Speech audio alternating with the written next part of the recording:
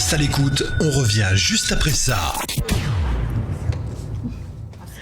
Bonjour à toutes, bonjour à tous. Nous sommes ravis de vous retrouver pour une nouvelle semaine. Bienvenue au bar de l'économie. Pour nous suivre en direct son, tout simplement, vous cliquez sur le player sur la plateforme bardeléconomie.fr.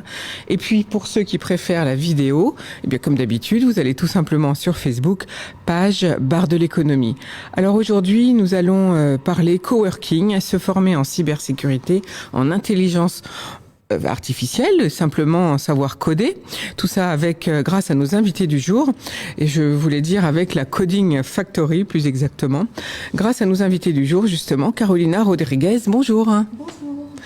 Vous êtes la fondatrice de Pause Travail, un espace de coworking ouvert depuis le 9 novembre à Saint-Gratien, en Val d'Oise. Vous mettez en disposition des bureaux, des salles de réunion, des open space, à l'heure, à la journée, au mois. On peut faire plein de choses et c'est ce qu'on verra ensemble tout à l'heure. À nos côtés, Diane Dussu, bonjour. Bonjour. Vous êtes chef de projet, promotion et admission à l'école Essier. C'est une nouvelle marque pour la réunion de 3 écoles qui ouvre ses portes depuis le début de cette année. Et donc une nouvelle école d'expertise numérique en Val d'Oise, née de la synergie donc de 3 écoles existantes de la CCI Paris-Île-de-France. On y apprend la cybersécurité, l'intelligence artificielle, le développement web, la robotique, les objets connectés et la Coding Factory. Et à vos côtés pour parler des programmes justement et de l'expérience étudiant, Ali Reda, bonjour. Bonjour. Et puis nous aurons donc tout à l'heure aussi la rencontre avec Jean-Luc Mélenchon, interviewé par Pascal Boniface.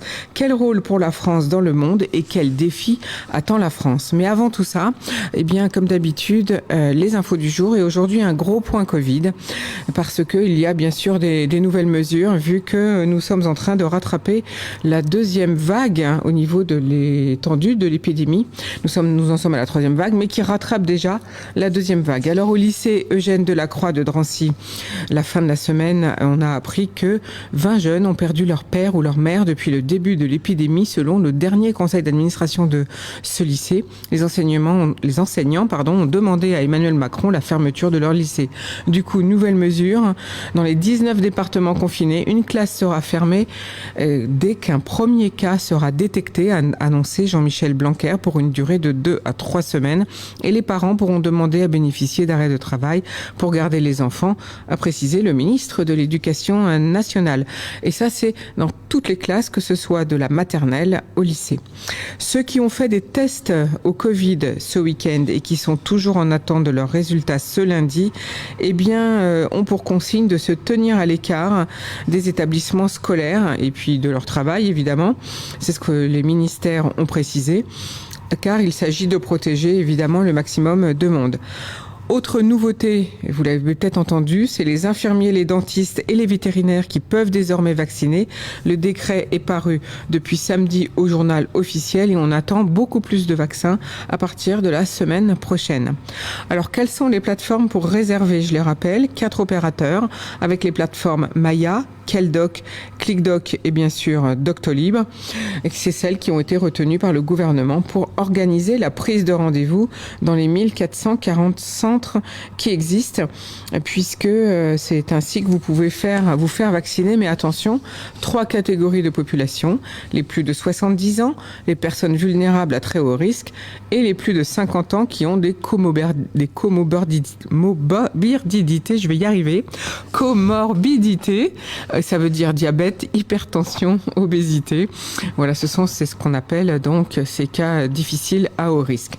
Les centres de vaccination, en tout cas de la ville de Denain et de la ville de Béziers, ont dû fermer leurs portes ce week-end, faute de doses disponibles.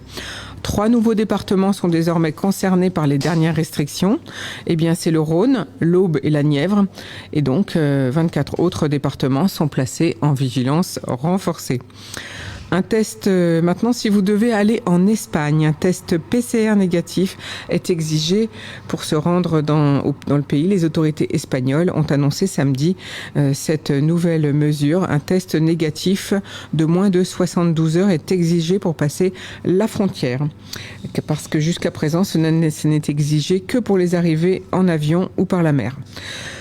Autre information sur le Covid, c'est cette fois, on a appris quand étaient les premiers Français contaminés. Eh bien, ils étaient porteurs du virus dès novembre 2019, sans le savoir. 13 Français ont été testés positifs a posteriori par les chercheurs de l'INSERM qui ont étudié 9000 échantillons de sang et donc ils ont trouvé des anticorps dans certains prélèvements sanguins et c'est donc près d'un an plus tard qu'on apprend qu'ils avaient été infectés. Autre information, point Covid, donc aujourd'hui, même vaccinés, nous pouvons rattraper le Covid-19. Voilà pourquoi il faut continuer à porter un masque. C'est le cas d'un médecin américain qui témoigne dans le New York Times. Pour lui, la vaccination était un symptôme, un synonyme de retour à la normale, sans masque. Mais 2 mois après avoir eu ses 2 doses de Pfizer, il s'est levé un matin avec mal à la tête, de la fièvre et des frissons. Eh bien, il s'est retrouvé positif au Covid-19. Et plusieurs études, notamment publiées dans le New England Journal of Medicine, montrent que c'est déjà possible, parmi lesquels les personnels vaccinés des centres médicaux universitaires au Texas ou en Californie. Il y a aussi plusieurs cas de gens qui tombent malades après leurs injections et on parle de 4 cas pour 8000 ou de 7 pour 14 000 aux États-Unis. Une autre étude publiée dans The Lancet, faite sur les personnels soignants du centre médical de Sheba, montrait que 2% d'entre eux avaient déclaré un Covid malgré le fait qu'ils soient vaccinés. On appelle ça les cas révolutionnaires. Si donc je suis vacciné, est-ce que je peux quand même être porteur du virus et contaminer les autres? Eh bien, la réponse à cette question n'est toujours pas évidente et c'est vrai qu'on se la pose depuis longtemps. Les données israéliennes sont pourtant rassurantes sur la baisse des transmissions avec la vaccination massive de la population. Autre information Covid, eh bien, les 3 erreurs de l'Europe dans la course à la vaccination. Manque d'ambition politique, mauvaise coordination. L'Union européenne doit affronter de nombreuses critiques sur la lenteur et l'approvisionnement en vaccins. Les retards pris par les 27 est lié à un échec politique, a regretté à demi-mot Emmanuel Macron dans une interview diffusée le 24 mars par la télévision grecque. Et oui, ça n'est pas moi qui parle, voilà ce qu'il dit. On n'est pas aller assez vite et pas assez fort là-dessus, a-t-il déclaré, estimant que l'Union européenne est un peu un diesel. L'Europe a pensé à tort que l'élaboration d'un vaccin prendrait plus de temps, a reconnu le président français. On a sans doute moins rêvé aux étoiles que certains autres. On a tort de manquer d'ambition. Quant au printemps 2020, Donald Trump annonçait un vaccin avant la fin de l'année. Eh bien, le président français a répondu « Personne de sérieux ne me dit qu'avant la fin de l'année, on a des vaccins qui seront disponibles. Le consensus est plutôt sur la fin de l'année prochaine. Il voulait dire donc fin 2021.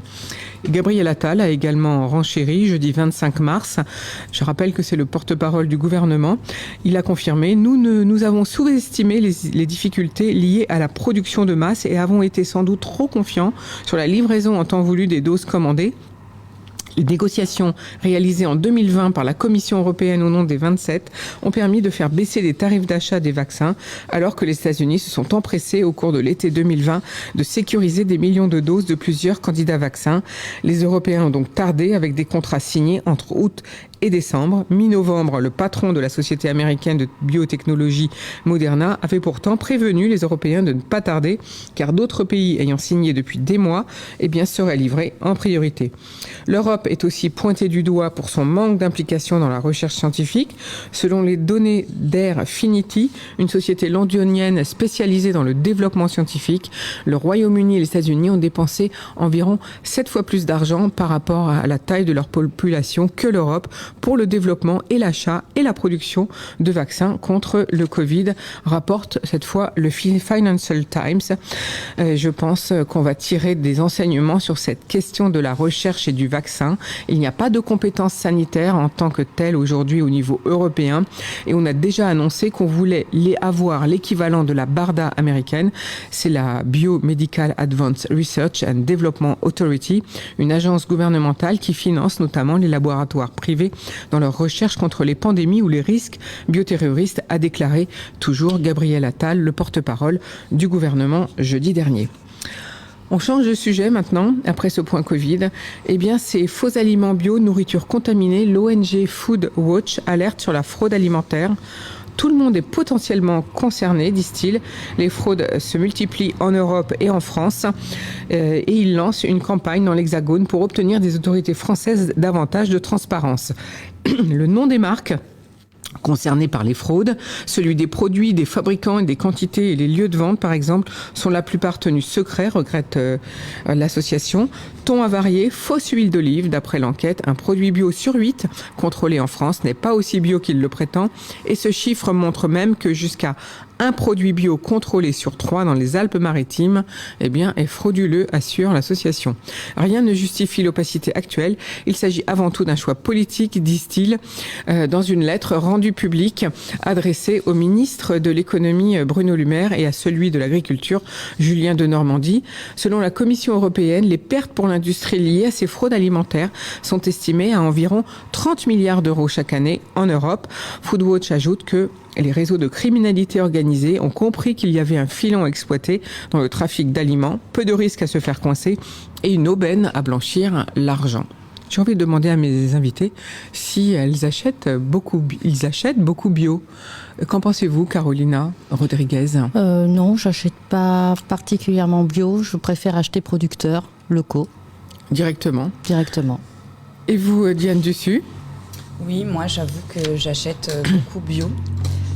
Local et ou bio, donc c'est vrai que c'est une information intéressante. Et vous, Alireda, est-ce que vous consommez bio ? Est-ce que vous êtes tenté ? Oui, bien évidemment, on est tous tentés de manger bio quand on peut, bien évidemment, parce que pour des raisons, on va dire budgétaires, il faut bien évidemment faire des choix. Et c'est vrai que l'information que vous donnez, elle est un peu importante et déroutante, effectivement. Effectivement, il faut faire attention, d'autant qu'il y a, je vous l'ai pas dit encore, mais je vous l'annonce, qu'il y a des produits, notamment des fromages précoupés, des gruyères précoupées de la marque Croisé qui ont été retirés du marché, tout comme des sauces tomates, et puis qui sont aussi incluses dans des plats tout prêts. Donc il faut faire attention en ce moment à ce que l'on achète. Et effectivement, c'est une bonne remarque, Carolina Rodriguez, que d'aller direct producteur. Au moins, on a moins de soucis qu'avec les plats tout prêts. Autre information du jour, au Royaume-Uni, Uber va permettre à ses chauffeurs britanniques d'obtenir le statut de travailleur salarié, un salaire minimum et des congés payés, et ils pourront cotiser à un plan d'épargne retraite, une première mondiale pour la société américaine et un chamboulement total du modèle des plateformes numériques au Royaume-Uni. Cela concerne plus de 70 000 chauffeurs dans le pays qui peuvent bénéficier de ces avantages depuis le 17 mars, alors qu'ils étaient jusqu'à présent des travailleurs indépendants. La loi britannique d'ailleurs distingue le statut de travailleur indépendant qu'ils appellent des workers, qui peut recevoir un salaire minimum, des autres avantages, et celui de salarié au sens strict du terme qu'on appelle en anglais des employees, qui bénéficient eux d'un contrat de travail en bonne et due forme. Donc on verra si cette avancée en Angleterre se mettra donc partout dans le monde, notamment en Europe. Autre information du jour, ça concerne des téléphones. Cette fois, c'est le constructeur chinois OnePlus qui a officialisé les OnePlus 9 et OnePlus 9 Pro, deux appareils qui promettent une très grande fluidité pour rivaliser avec les meilleurs modèles du moment et un écran de 120 Hz, puce surpuissante, batterie à charge rapide et sans fil éclair, et puis un appareil de photo dernier cri. Voilà, parce que je sais que beaucoup d'entre vous s'intéressent au téléphone, évidemment, qui peut vivre sans smartphone. En tout cas, ces deux téléphones-là seront lancés le 26 avril et peuvent être déjà en précommande. Autre information du jour, cette fois c'est Apple aux États-Unis qui va payer au Texas une amende de 308 millions de dollars pour violation du brevet de la société Personalized Media Communication pour avoir enfreint un brevet associé à la gestion des droits numériques. Et puis, autre info du jour, c'est Suez, le groupe d'eau et de déchets, qui a posé ses conditions pour accepter une offre de rachat de son rival Veolia, qui a aussitôt rejeté la proposition. Suez vient de recevoir une offre du consortium franco-américain Ardian au prix de 20 € par action, alors que Veolia proposait 18 €. Suez explique soutenir cette offre ferme de 2 fonds pour ses activités en France, ainsi que les activités eau et technologie à l'international pour 11,9 milliards d'euros. Renault. Alors que l'Assemblée générale de Suez est attendue d'ici la fin juin, le groupe veut maintenant engager et conclure d'ici au 20 avril une discussion avec Veolia sur cette base, donc avec un prix supérieur et un périmètre inférieur à ce qu'ils avaient proposé jusqu'alors. Une perspective bien sûr repoussée par Veolia. En tout cas, numéro 1 des services à l'environnement, Veolia avait acquis en octobre 29,9% des parts de Suez auprès d'Engie avant de se lancer à l'assaut du restant de Suez via une OPA hostile. Une procédure qui inclut désormais un épais volet judiciaire entre recours et contestation de part et d'autre. Autre sujet de la discorde, la fondation de droit néerlandais mise en place par Suez, destinée à chapeauter ses activités aux France afin d'empêcher la cession. Suez a annoncé dimanche rendre irrévocable jusqu'en septembre 2024 le dispositif, tout en prévoyant la dissolution de la fondation en cas d'accord avec Veolia ou une offre à au moins 22,5 € par action. Et Veolia ne veut toujours pas entendre parler de cette pilule, comme ils disent, empoisonnée, et demande sa dissolution en préalable à toute discussion. Autre information du jour, 2500 manifestants sont venus soutenir les salariés de la société aveyronnaise de métallurgie, la SAM, près de Decazeville en Aveyron, dont les employés sont menacés. Les candidats à la reprise de la SAM appartenant depuis 2017 au groupe chinois Xinjiang avaient reçu jusqu'au 8 mars pour se faire connaître. Seul le groupe espagnol CIE Automotive a déposé une offre prévoyant la suppression de 214 emplois. Nous réaffirmons notre volonté de conserver au moins 300 emplois sur les 350 actuellement recensés dans l'entreprise et nous refusons fermement la perspective de perdre 214 postes, a indiqué la syndicaliste. Le groupe automobile français Renault est le principal donneur d'ordre de la SAM ainsi que du site Bosch de Rodez. L'équipementier automobile allemand vient également d'annoncer un plan de suppression de 750 emplois d'ici 2025 à Rodez. Et pour les salariés de ces deux entreprises aveyronnaises, Renault est grandement responsable de la situation, signe d'une tension croissante. La ministre déléguée chargée de l'industrie, Agnès Pannier-Runacher, a été chahutée vendredi par des salariés de l'usine Bosch de Rodez. Voilà, c'était les infos du jour. On fait tout de suite une pause musicale et on se retrouve dans une petite minute. Une info, un message, une manifestation, contactez-nous.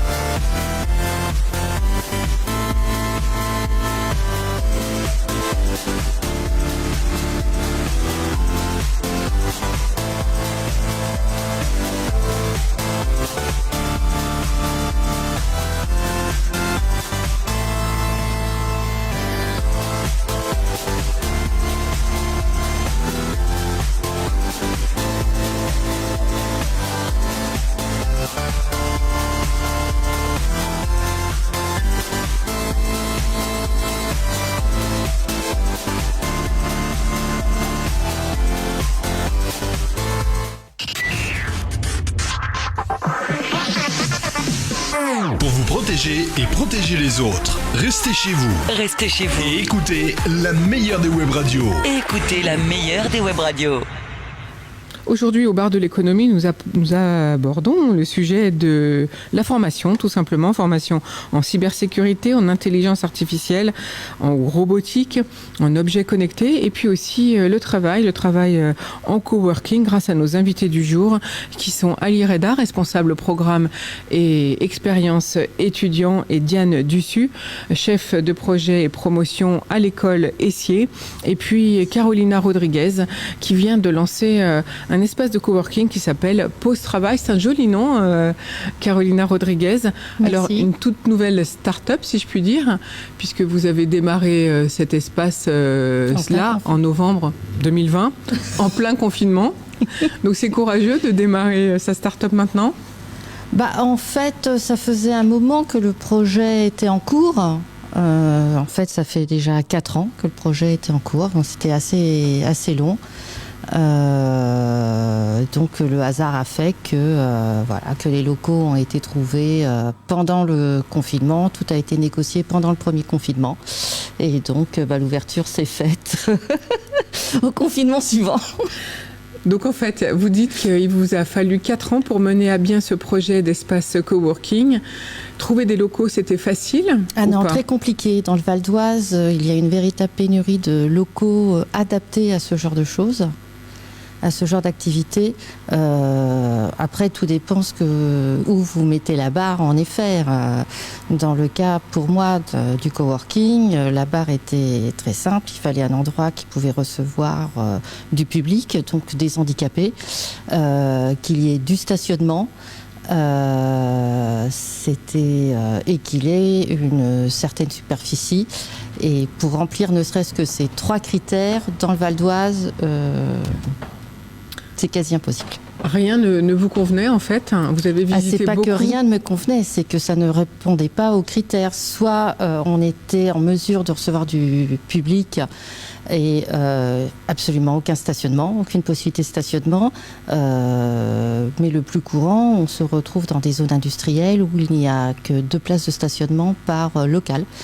2 à 4 places de stationnement par local, et des locaux qui ne sont pas forcément adaptés pour recevoir du public, des escaliers trop étroits, des locaux trop profonds avec des ouvertures en façade pas assez larges pour pouvoir répondre à la demande et être rentré dans les critères, dans les normes d'établissement recevant de public, qui est assez contraignant. Alors du coup, vous avez mis combien de temps avant de trouver cet espace à Saint-Gratien ? Alors, j'avais déjà trouvé un autre espace avant où c'est tombé à l'eau, donc il faut en moyenne 1 an pour trouver un local.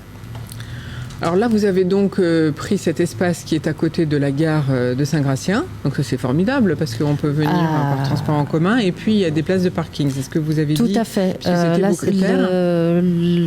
La gare est la cerise sur le gâteau pour cet espace, puisque je ne m'étais pas montrée aussi exigeante en sachant que la gare, trouver quelque chose proche d'une gare avec une superficie correcte et du stationnement, ça allait devenir impossible. Et pourtant, c'est arrivé. Et donc le coup de chance, j'allais dire, vous êtes tombé au bon moment et puis cet espace correspond tout à fait à vos critères. Il correspond à mes critères. Il y a aussi le fait de l'endurance et d'avoir une communauté autour de moi, puisque ce sont eux qui ont signalé l'espace, qui ont signalé à Plaine Vallée, la commune d'agglomération, que le coworking, que j'avais un projet de coworking, et qui a fait que j'ai été contactée quand les locaux sont libérés. Alors vous êtes accompagné par Plaine Vallée justement dans votre démarche de création d'entreprise. Oui, depuis Plaine le départ. Vallée, Initiative 95, tout à fait. Et comment ça s'est passé ? Comment vous avez eu l'idée, j'allais dire, d'aller à la rencontre d'Initiative 95 ? Alors, je suis allée à la rencontre d'Initiative 95 la toute première fois. C'était à l'époque où je vivais à Saint-Leu-la-Forêt, donc dans le Val-Parisis, et Initiative 95, dans cette commune d'agglo, n'intervient qu'au moment du financement. Lors de mon premier projet, donc le premier local qui se trouvait dans le Val-Parisis aussi, j'ai monté le dossier simplement pour aller chercher du financement auprès d'eux. Et du coup, vous avez eu combien avez-vous pu obtenir en aide, en financement je sais pas, qu'est-ce que c'est comme financement? Alors, c'est un prêt d'honneur à 0%, et j'ai obtenu 22 000 euros. Donc, ce qui est une jolie somme pour démarrer. Oui. Parce que vous avez créé cette entreprise donc, qui s'appelle Pause Travail toute seule, ou bien vous avez des partenaires? Alors, j'ai mon conjoint qui est associé. Donc, c'est une affaire en famille, finalement? Oui. Vous avez fait un très bel espace, parce que moi, je l'ai vu. Donc, expliquez-nous un petit peu ce que vous proposez au sein de cet espace Pause Travail en coworking, je le rappelle. Alors, pour le moment, on n'a ouvert que le premier étage. Le rez-de-chaussée est encore en travaux. Par contre, au premier étage, nous mettons à disposition 5 bureaux qui vont de 1 à 3 personnes. Il y a énormément d'espace entre les personnes, on n'est pas serré. En fait, en moyenne, on a 7 mètres carrés par personne, sachant que la législation impose aujourd'hui, avec le Covid, 4 mètres carrés par personne en open space. Donc, et un open space pour 4 personnes qui est aussi est très large. On a 8 mètres carrés par personne, donc on est vraiment il y a un coin cuisine, un coin lunch. Quand on aura le rez-de-chaussée, on aura vraiment un espace, un vrai espace de réception avec des petits coins lunch, des petites boîtes pour pouvoir s'isoler et faire des réunions de manière informelle. Un beau bar pour pouvoir faire s'amuser à recevoir derrière son bar. Voilà, quand les bars pourront être réouverts.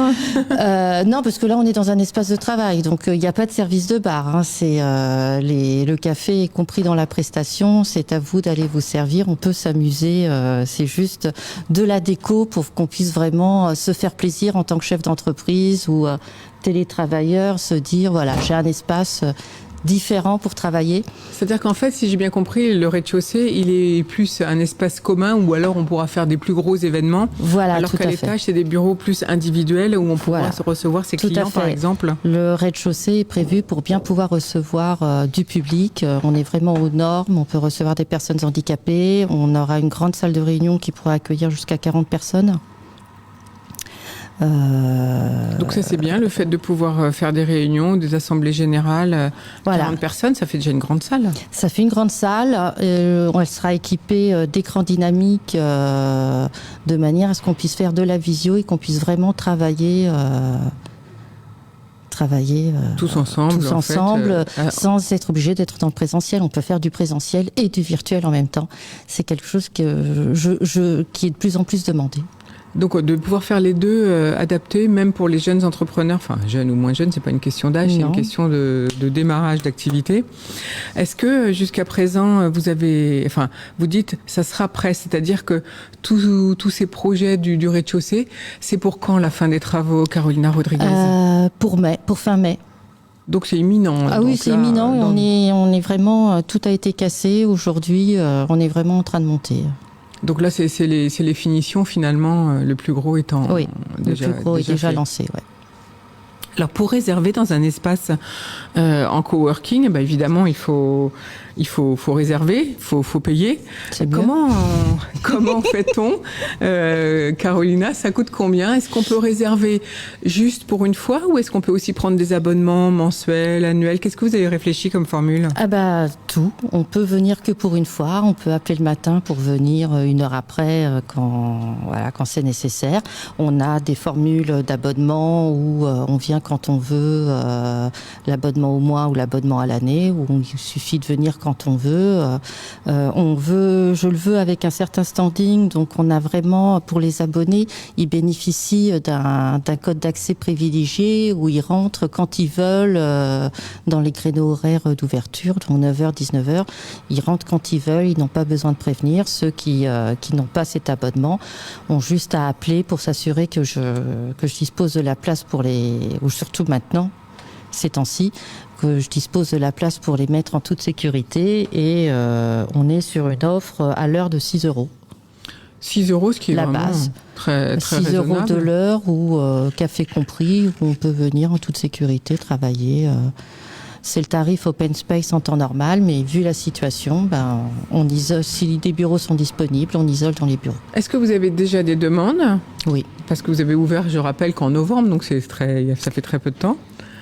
Comment est l'accueil qui vient en fait en ce moment ? Très positif. Alors j'ai eu tout. J'ai des porteurs de projets, j'ai des entreprises qui arrivent, qui viennent de se créer. Ma première cliente, je l'ai trouvée qui limite devant la porte, en train de me dire laissez-moi rentrer, laissez-moi traverser la rue en me disant j'en peux plus, je veux plus travailler chez moi. Et elle habitait juste en face. Ah oui, donc elle habite juste en face. Donc c'est vrai que ça c'est amusant parce que je veux dire on peut imaginer qu'on n'a pas besoin d'espace quand on habite en face, mais en fait sortir de ses choix c'est important. C'est important. J'ai eu des jeunes entreprises, des entreprises déjà expérimentées, des entreprises qui viennent juste pour un entretien un entretien d'embauche. Ils prennent la salle pour pouvoir faire faire des entretiens d'embauche. J'ai eu des étudiants. Les étudiants qui viennent travailler aussi ? Oui, tout à fait. Quand ils étaient en école, au moment du confinement où les écoles étaient fermées, j'en ai eu qui, je peux plus travailler à la maison, c'est pas possible, il me faut un espace où m'enfermer. J'ai eu des demandeurs d'emploi qui cherchaient un coin pour passer leur entretien d'embauche en virtuel. J'ai eu des salariés qui avaient besoin d'oxygène pour une journée, qui me disaient c'est pour ma santé mentale, j'en ai besoin, tant pis, c'est moi qui paye, mais c'est ma santé mentale qui passe avant tout. Oui, parce que c'est pas toujours facile de travailler chez soi, c'est ça qu'on comprend finalement avec vos témoignages, Caroline Rodriguez. Alors, vous avez dit c'est à l'heure, à la journée, au mois. On pourra aussi faire des événements quand le rez-de-chaussée sera prêt, j'imagine. Quand le rez-de-chaussée sera prêt, oui, il est prévu pour qu'on puisse faire des événements et qu'on. Donc du coup, là, vous allez sans doute ouvrir beaucoup plus tard que 19h, si on veut organiser des événements. Oui, sûrement, mais là c'est sur autorisation aussi avec la mairie. On a aussi des réglementations qui suivent ce genre de choses. Donc pour pouvoir ouvrir le soir, il vous faudra une réglementation à obtenir auprès de la mairie. Parce que c'est un coin calme, pour quelle raison ? Parce qu'on est tout simplement en centre-ville et dans tous les cas, il faut des autorisations. Tout dépend jusqu'à quelle heure on est ouvert. Donc il faut voir. Et là, il faut savoir qu'on est vraiment en plein centre-ville. Donc on est vraiment entouré d'habitations. Oui, et puis c'est vraiment à côté de la gare. On sort de la gare, vous êtes à 2 minutes à pied, il faut le rappeler. Ah oui, on est vraiment à 2 minutes à pied. C'est vraiment. Alors comment avez-vous prévu de décorer justement ces espaces de coworking ? Expliquez-nous. Alors là, on Rodriguez. est sur une déco art déco moderne. Donc on est vraiment sur des couleurs très tranchées. C'est des couleurs vives. Je sors vraiment des codes des coworking ou du bureau classique. J'ai travaillé avec une décoratrice intérieure, et on a fait ce choix tout simplement parce que le bâtiment a quelque chose de particulier à Saint-Gratien. Ça ressemble à une proue de bateau tout en verre. On l'identifie bien, et comme le bâtiment est tout en verre, ça nous a fait penser à une époque où les verrières étaient mises à l'honneur, et donc on a travaillé sur ce thème-là. Sur le thème de donc art déco et des couleurs vives, vous venez de le dire, Carolina Rodriguez. Combien de temps il faut pourquoi avez-vous réfléchi à ce projet ? Comment ça s'est venu, cette idée d'espace coworking ? Tout simplement parce que mon parcours est déjà très ancré bâtiment immobilier. Très ancré, aider mes collègues à travailler dans leurs conditions de travail. Et initialement, j'étais partie plutôt sur un atelier partagé. Donc c'est un coworking mais avec de l'outillage. Et quand j'ai voulu valider mon projet, je suis allée rencontrer les chefs d'entreprise. Et les artisans m'ont regardé avec des yeux ronds en se disant c'est quoi cette folle. Par contre, tout le secteur tertiaire, les entrepreneurs du secteur tertiaire se sont appropriés les 2 mètres carrés de coworking. C'était un tel besoin que finalement, j'ai dû en rencontrer une trentaine d'entre eux pour définir le cahier des charges et répondre au mieux à leurs besoins. Donc finalement, c'est vraiment en allant à la source, au client finalement, que vous avez testé votre solution, la manière de faire et de monter ce projet et cette entreprise. Et du coup, vous dites qu'il a fallu 4 ans pour monter. Pourquoi 4 ans ? Pourquoi on ne peut pas aller plus vite ? Alors déjà, il faut compter une bonne année pour trouver un local.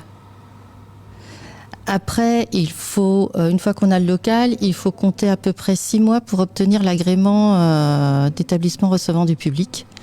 Après, il faut faire les travaux. Et en plus, vous aviez eu l'idée de faire cet espace avant la période Covid. Voilà. Il n'y avait pas de virus à l'époque quand vous avez pensé. Non. Vous étiez très en avance finalement. Oui, j'étais très en avance. Mais comme je vous ai dit, j'avais déjà travaillé sur un autre local et c'est tombé à l'eau. Donc j'avais perdu 2 ans. Donc j'ai dû reprendre. Donc en gros, il faut 2 ans pour arriver à remplir tous les critères et à pouvoir ouvrir. Donc à partir du moment où j'en ai un qui est tombé à l'eau, et ben je recommence. J'ai dû recommencer. Faut tout recommencer à zéro. C'était pas trop démotivant Extrêmement démotivant. En fait, je pensais laisser tomber à ce moment-là. Ce sont les chefs d'entreprise qui m'ont appelé, qui m'ont dit non, continue à chercher. Si tu trouves pas la location, regarde à la vente parce si tu trouves à l'achat, nous on se réunit, on achète pour toi. Et alors, du coup, c'est ce que vous avez fait, là ? Là, ça a été trouvé à la location. Mais j'ai cherché les deux. Mais même à l'achat, c'est même très compliqué, même ça. Est-ce que le fait d'être accompagné, que ce soit par Pleine Vallée ou par Initiactive, ça vous a aussi permis de garder le moral quand vous avez appris que le premier local ne pouvait plus se faire, donc 2 ans plus tard ? Oui, puisque de toutes les façons, dans tous les cas, ça permet d'avoir quelqu'un avec qui parler. Donc ça, c'est important. Oui, c'est important. En fait, ça pousse. Ça pousse énormément. Ça pousse. Les clubs d'entreprise aussi, c'est un univers assez particulier que j'ai découvert et ça pousse aussi. C'est-à-dire que finalement, les entrepreneurs entre eux sont vraiment... finalement, ils ont porté le projet. Du coup, vous faites partie de clubs d'entreprise ? Oui. De quel alors ? Sur Pleine Vallée, c'est d'Inactive. Sur Valparisis, c'est le club des entreprises du 95. Et donc, c'est grâce à eux que vous avez pu finalement avoir un soutien moral, j'allais dire, en disant, de toute façon, on va pas vous laisser tomber. Ouais. Et donc ça, c'est quand même bien d'être aidé, quoi. Oui. Alors pour ce projet, donc là, ça y est, ça ouvre ses portes, on va dire, malgré le confinement et peut-être les nouvelles mesures, au contraire, même à la limite.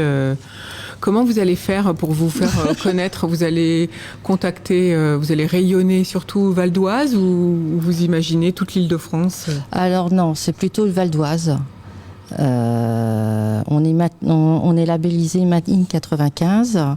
L'objectif du projet est aussi de travailler vraiment, de tisser des vrais partenariats avec des entreprises du 95 et de vraiment valoriser le 95, tout en sachant qu'on est à moins de 20 minutes de Paris. Avec le RERC, on arrive à Porte-Maillot en 10-15 minutes. C'est vraiment très proche. Donc c'est aussi une belle porte d'entrée pour accéder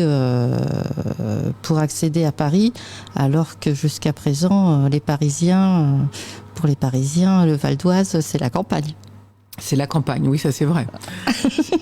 Dès qu'on sort de Paris, pour eux, ça leur paraît loin, alors qu'on ne sommes qu'à 12 km de Paris. Donc c'est vrai, on va le rappeler, ça fait 6 € de l'heure pour venir travailler dans un espace sécurisé en coworking, et ça c'est quand même un tarif défiant toute concurrence. Donc ce tarif, vous allez pouvoir le maintenir, vous avez prévu pendant toute cette période de confinement ou de mesures restrictives ? C'est le tarif normal. Globalement, c'est le tarif je ne sais pas si vous connaissez, il y a d'autres coworking à Paris qui appliquent ce tarif. Donc c'est un tarif de l'heure totalement institutionnel pour les coworking. Un peu partout. Donc, vous êtes simplement appliqué à ce tarif. Oui, là, je l'ai appliqué à ce tarif. Le petit plus, c'est qu'en principe, ce tarif est uniquement en open space et que dans mon cas, compte tenu de la situation, même à ce tarif, je mets les gens en bureau tant qu'ils n'ont pas été réservés pour des cas spécifiques. Combien de places y a-t-il ou va-t-il y avoir à l'espace donc, qui s'appelle maintenant Pause Travail à Saint-Gratien? Alors, combien de places ça, c'est une réponse à laquelle je n'arrive jamais à répondre. Donc, à l'étage, on en a à peu près 13... 15. En bas, on va avoir 8 places en open space. Après, je pense que ça va être une petite trentaine, petite quarantaine qui va être installée en place libre pour garder la distance. Donc c'est très compliqué de répondre à cette question tant qu'on n'a pas ouvert et qu'on n'a pas posé les meubles parce qu'il faut poser les meubles avec un mètre. Faut tout calculer, c'est ça? Faut tout calculer, donc c'est difficile. Et la salle de réunion, comme je dis, on est autorisé exactement à 37 personnes dans la salle de réunion. Donc avec les conditions Covid, on descendra sûrement à la moitié pour pouvoir mettre tout le monde. On descendra sûrement à 15 dans un premier temps. Pour être en sécurité. Pour être en sécurité, puis après, on attendra l'après-Covid. Bah oui, après, on attend tous, effectivement, l'après-Covid. Ça, on est bien d'accord avec vous, Carolina Rodriguez. Alors, en tout cas, je rappelle donc ce nouvel espace de travail. C'est donc Pause Travail. C'est donc un espace de coworking accessible, bien, à tout le monde, puisque c'est en rez-de-chaussée, on peut se garer et c'est à côté de la gare de Saint-Gratien. C'est ça. Donc, on va vous souhaiter bonne chance, Carolina, merci. parce que c'est important pour démarrer. Et c'est vrai qu'on est content d'avoir un espace de coworking à côté. Et puis, c'est important aussi de se retrouver. Je pense, nous sommes des êtres humains, donc il nous faut des relations sociales. Et en période de pandémie, et on est loin d'en avoir fini, donc on voit bien qu'on est content de pouvoir se retrouver tous et même quelques heures. Ça joue. On va faire tout de suite une nouvelle pause musicale et après, on va partir dans le sujet de la formation. Une info, un message, une manifestation, contactez-nous.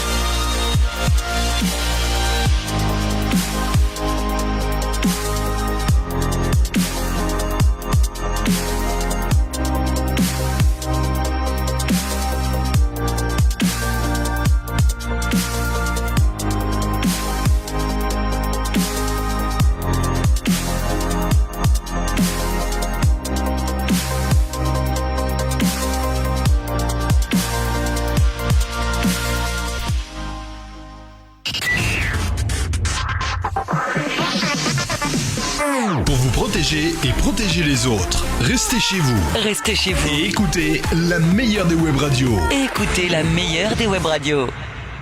Nous voici de retour au bar de l'économie. Aujourd'hui, nous parlons formation et puis nous parlons espace de coworking. Et pour ça, j'ai la chance d'avoir à mes côtés Carolina Rodriguez, fondatrice de Pause Travail, ce nouvel espace de coworking à Saint-Gratien dont on vient de parler. Et puis aussi, j'ai la chance d'avoir Diane Dussu, chef de projet et promotion à l'école Essier IT, tout comme Ali Reda, qui est le responsable des programmes. Alors, on va commencer avec vous, Diane Dussu.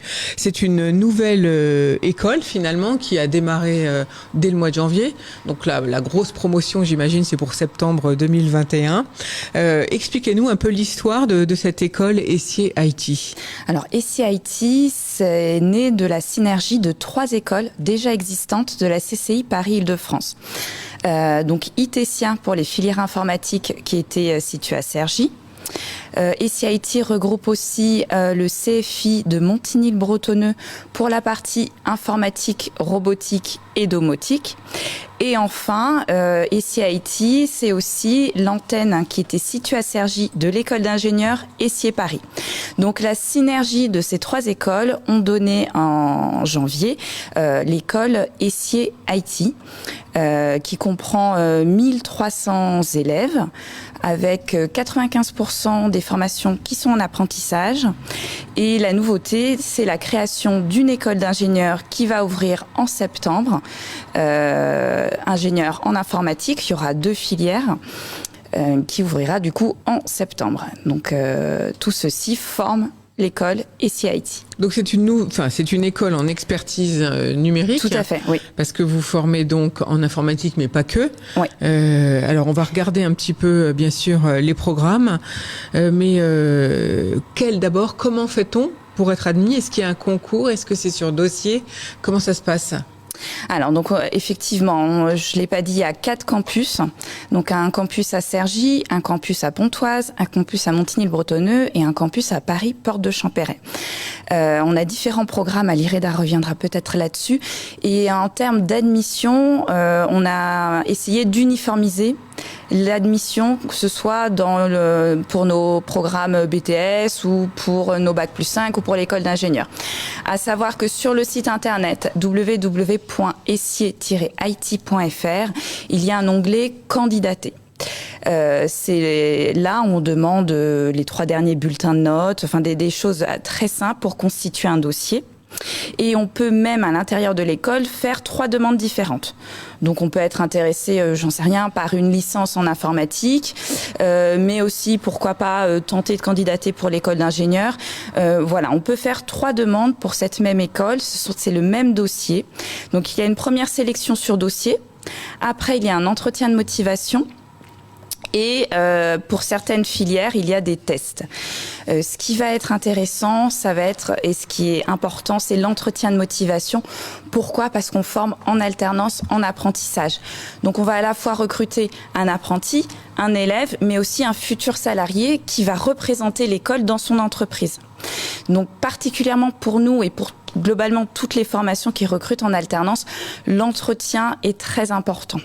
On va essayer de effectivement jauger la motivation du jeune, son projet professionnel, la solidité de son projet professionnel et aussi sa maturité.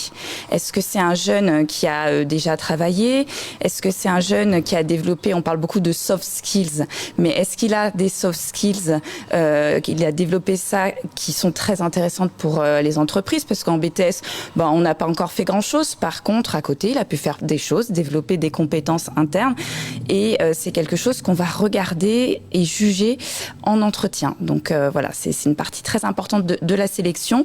Et après, pour certaines formations, notamment nos formations Bac plus 5, il y a des petits tests techniques. C'est également le cas à la Coding Factory, notre école de code informatique. Et pour l'école d'ingénieurs, ce seront des tests supplémentaires de niveau d'anglais. Voilà.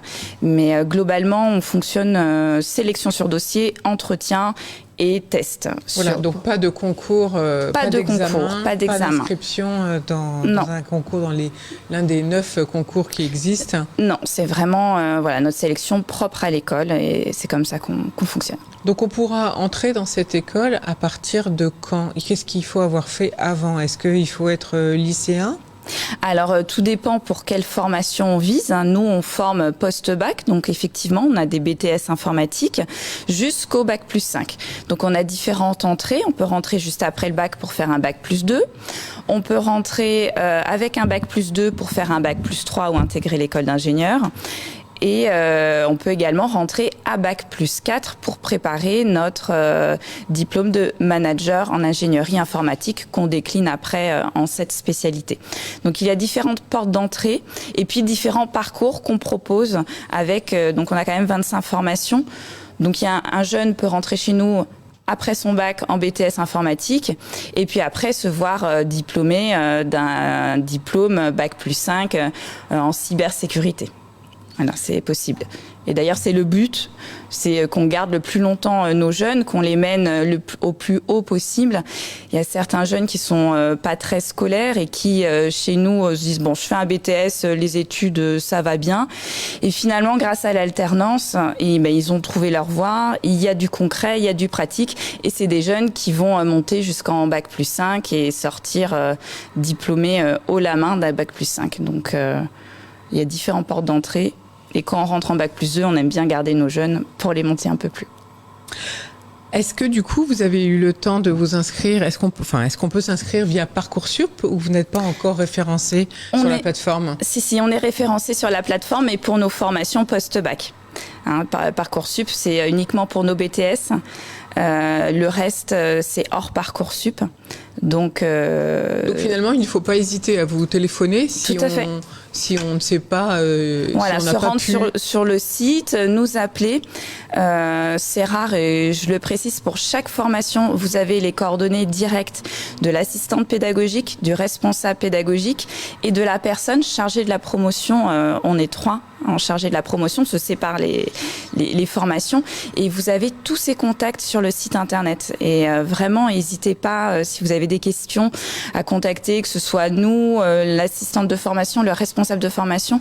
On est assez ouvert et disponible. Donc, alors Diane Dussu, vous nous avez expliqué qu'à l'Essier IT, on formait au BTS, à bac plus 5 et en école d'ingénieur. Donc vous séparez le côté ingénieur de côté bac plus 5. Oui, c'est ça. Pourquoi ?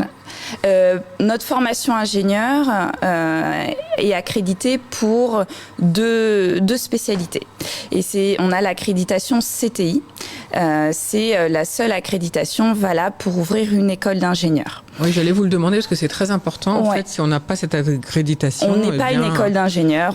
On délivre pas un diplôme d'ingénieur reconnu. Voilà. Donc nous, on l'a eu au mois de novembre pour ces 2 diplômes-là. Donc et après, on a ce qu'on appelle un programme expert où on va retrouver du bac plus 2, du bac plus 3 et du bac plus 5. C'est 2 filières un peu différentes. L'école d'ingénieur d'un côté et nos programmes experts de l'autre, en sachant qu'on a mis en place pour nos BTS informatiques un programme de remise à niveau qui s'appelle En route vers l'Essier IT pour permettre à nos BTS internes d'être remis en niveau en mathématiques et en informatique pour pouvoir prétendre à intégrer notre école d'ingénieur. Parce qu'il ne faut pas se mentir, il y a une marche très haute entre un BTS informatique et une école d'ingénieur. Et nous, on a 26 élèves en interne qui font en plus le samedi matin des cours de mathématiques, des cours d'informatique, pour booster un peu leur niveau, leurs compétences et puis espérer après les intégrer en école d'ingénieur. Donc il y a cette passerelle quand même qui se fait. Je rappelle que toutes vos formations se font en alternance. 94% des formations se font en alternance. On a quelques exceptions. C'est pour ça qu'on a cours le samedi matin, j'imagine. Non, le samedi matin, c'est uniquement pour ce programme de remise à niveau. Non, on a cours traditionnellement, ça peut être de 8h30 à 17h30 du lundi au vendredi. Seuls nos BTS ont cours à 50% à la maison, 50% en présentiel. Le reste, on est en distanciel. Et, à cause de la période à cause de la pandémie, malheureusement. Ouais. Et le samedi matin, c'est les cours de remise à niveau. Alors vous avez dit, et ça c'est très important, que tout se faisait pratiquement en apprentissage. Est-ce que c'est vous qui trouvez les entreprises pour le jeune, parce que c'est quand même pas évident pour un jeune qui est en lycée de connaître des entreprises. Ils n'ont pas tous la chance d'avoir des parents qui sont dans l'informatique ou dans ces métiers pourtant très recherchés. Ouais, tout à fait. Alors, on a une équipe dédiée de conseillers carrière qui va aider les jeunes. Là, on a ouvert les candidatures à partir du mois de février. Donc, on a déjà plus de 200 jeunes qui sont admis chez nous et qui suivent tout de suite après leur admission ce qu'on appelle un SRE, un séminaire de recherche d'entreprise, où ils vont être accompagnés par un conseiller carrière pour faire un CV, faire une lettre de motivation, essayer de voir quelles sont les attentions du jeune, quelles sont ses préférences, plutôt dans tel domaine et tel domaine, l'orienter dans ses recherches.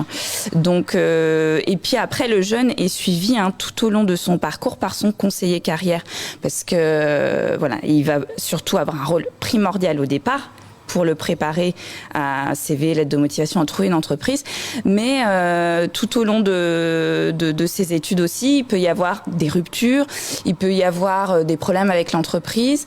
On vérifie bien chaque année que ce que fait le jeune correspond bien à ce qu'il doit faire et correspond bien au diplôme qu'il prépare. Donc il y a un accompagnement vraiment tout du long. Et surtout, effectivement, au début, et c'est essentiel. Ce qui nous aide beaucoup, c'est qu'on est une école de la CCI Paris-Île-de-France, donc des chambres de commerce et d'industrie. Donc on a beaucoup d'entreprises partenaires qui régulièrement nous prennent des jeunes avant de mettre des annonces sur la PEC ou quoi que ce soit. Appelle, alors là c'est l'autre équipe commerciale, ce sont des ingénieurs d'affaires, appelle les ingénieurs d'affaires en disant voilà, j'ai un besoin, avant de publier l'offre, est-ce que vous auriez des jeunes qui correspondent à mes demandes. Donc il y a aussi cette partie-là où le jeune peut être appelé pour passer un entretien d'embauche alors qu'il n'a pas démarché. C'est son conseiller carrière qui l'a positionné sur une offre. Parce qu'avec la pandémie, on sait bien que les entreprises sont de plus en plus réfractaires à prendre des apprentis. Parce qu'il faut les gérer et qu'on travaille en télétravail ou à distance. Donc comment ça se passe en ce moment ? Il y a eu des aides et heureusement qu'il y a eu des grosses aides gouvernementales. 8 000 € à l'embauche d'un apprenti mineur, 5 000 € pour l'embauche d'un apprenti majeur. Donc ce gros coup de pouce du gouvernement a fait que on a quand même placé une grande partie de nos jeunes. De mémoire, il y en a sur 600, il y en a que 80 qui sont restés sur le carreau cette année. Donc c'est plus que l'année dernière, mais on a quand même du coup réussi à placer 520 jeunes en entreprise. Donc c'est difficile, c'est pas impossible. On les aide. Après, c'est pas du tout cuit. Je laisse mon conseiller carrière me trouver un poste. C'est quelque chose. Le jeune doit être moteur dans sa recherche d'entreprise. Il est accompagné, mais ça va pas lui tomber tout cuit dans la bouche, surtout avec ce contexte. Mais c'est possible. La preuve, là, cette année, on a placé 520 jeunes en entreprise. Et donc, il en reste 80 pour qui ? Comment ça se passe la formation si on n'a pas réussi à trouver donc un contrat ou tout de suite ? Du coup, on a été clair avec eux dès le départ. D'habitude, ils ont 3 mois après le début de l'entreprise, de la formation pour trouver une entreprise. Cette année, exceptionnellement, le gouvernement nous a laissé jusqu'à 6 mois. Donc c'est quelque chose qui a été dit et redit dès le départ. On a été transparent avec les jeunes. Et là, malheureusement, il y a des jeunes qui n'ont pas trouvé. Donc vous voulez dire que ce délai de 6 mois est aussi imposé par le gouvernement ? Oui, mais c'est une aide. Ça a été doublé. Donc là, pour cette année, on attend de savoir si on repart sur 3 mois pour trouver une entreprise après le début de la formation ou si on repart sur 6 mois. Ça n'a pas encore été acté. Ce qui a été acté, c'est que les aides gouvernementales qui devaient s'arrêter au mois de mars sont prolongées jusqu'au mois de décembre. Donc ça va vraiment donner un coup de pouce. Après, sur le temps de trouver une entreprise, ça n'a pas encore été dit, on ne sait pas. Normalement, c'est 3 mois. On est clair avec le jeune, on met en place tout ce qu'il faut. Et là, ces jeunes-là, beaucoup se réinscrivent du coup pour l'année prochaine et cherchent dès maintenant une entreprise pour septembre. Mais ils sont obligés d'arrêter leurs études. Ouais. Vous pouvez pas les garder malgré tout, même s'ils payaient quelque chose pour pouvoir déjà poursuivre une petite formation ? Pas cette année, non. Vous n'avez pas le droit donc ? Non. D'accord. Donc on a bien compris que finalement le stage c'est quand même important pour l'apprentissage. Si on n'a pas d'entreprise, au bout de 6 mois, on est obligé d'arrêter sa formation. C'est bien ça. C'est ça. Ça c'est pour le donc on a bien prévu le programme l'admission à cette école Essier IT, cette nouvelle école d'expertise numérique. Alors ce qui est important également c'est la formation en cybersécurité, en intelligence artificielle, en développement web, en objets connectés, etc. Et c'est avec vous qu'on va voir tous ces programmes à l'IREIDA. Donc vous êtes responsable justement des programmes et de ce que vous appelez l'expérience étudiant. Qu'est-ce que vous appelez l'expérience étudiant justement ? Oui, c'est un concept qui est un peu nouveau pour la partie enseignement. Ça veut dire tout simplement en fait être aux côtés de l'élève du début à la fin pendant sa formation. Un élève a besoin d'être suivi dans sa formation, mais pas que. Il a besoin de coaching. Il a besoin en fait de comprendre le monde dans lequel il va être dans quelques années. Alors nous, on a la chance d'avoir des jeunes qui ont un pied dans l'entreprise directement, donc ils comprennent, mais ils ont quand même besoin d'être suivis. Et là, par exemple, la période du Covid, c'est une période vraiment où on voit à quel point c'est important d'être à côté de nos jeunes. Parce que justement, cette période Covid, puisque vous avez plus de 500 jeunes en formation via apprentissage, comment ça se passe, puisque les entreprises doivent mettre en place le télétravail ?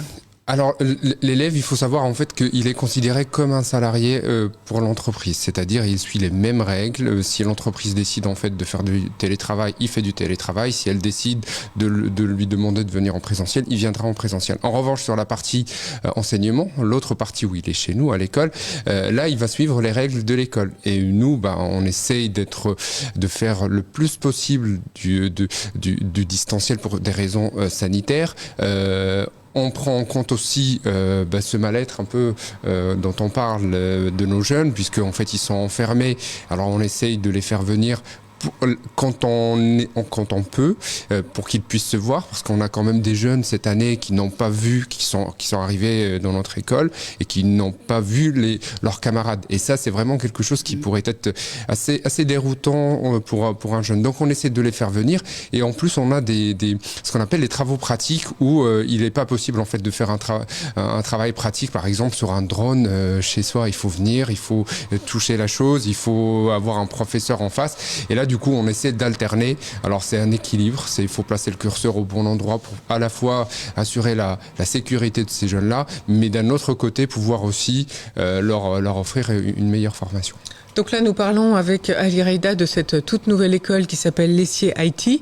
Quel programme proposez-vous pour tous ces jeunes en alternance, puisque vous accueillez plus de 500 jeunes cette année ? Alors, le programme est très très vaste. Je vais peut-être pas pouvoir vous l'expliquer dans sa totalité, mais en revanche, je vais vous donner un tout petit peu les tendances sur lesquelles on part aujourd'hui. Alors, on couvre quasiment tout le milieu du numérique. Alors, le numérique, c'est l'informatique, qu'on appelle l'informatique de gestion, qu'on retrouve dans les banques, assurances, les entreprises, toute la partie qu'on connaît, les téléphones portables.